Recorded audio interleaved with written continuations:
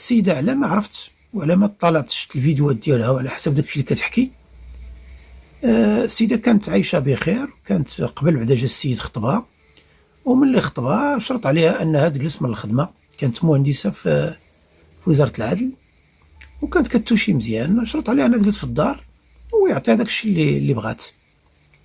عدد الناس غادي يقول لك لا خداها وما بقاش كيعطيها، كما قالت هي في واحد الفيديوهات كتدخل وتخرج نوبه تقول لك عطيني، نوبه تقول لك ما كيعطينيش.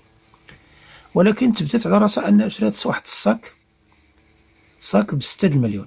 اذا هذا الانسان اللي يشري صاك ب6 المليون هذا علم الله شحال كان كيشد في الشهر، فما يمكنش يكون كيعطيها 3000 ولا 4000 درهم في الشهر وغتمشي تشري صاك ب6 المليون. هادو وحده من الاغلاط اللي دارت، يعني التبذير.